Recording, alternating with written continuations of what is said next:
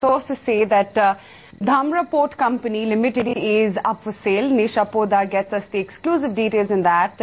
Nisha, what are your sources telling you?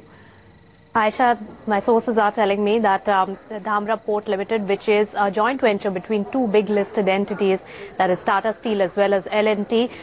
Remember, both the companies hold 50% stake each into this company, Dhamra Port Company Limited, and this one has been put on the block. In fact, the promoters are looking at either a part stake sale with a strategic investor, or else they are also open to an outright sale of this particular company. Now, let me tell you why at this point they are looking at selling, and remember, they are looking at a valuation of over 3,000 crore rupees.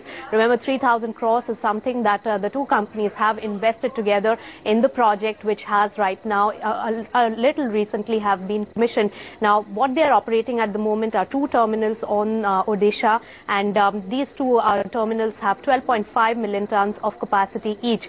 And going forward, the phase 2 of the expansion does entail about 11 terminals to come up in the next 5 years. So clearly, these two companies do not want to spend any more money on this particular project. And right now, while the company has commissioned its operations and is doing well and is taking a lot of traffic off the Paradip port also and giving competition to other eastern-based ports, at the moment, it looks like good valuations can be attracted by the two companies. So L&T as well as Tata Steel putting Dhamra Port Limited on the block.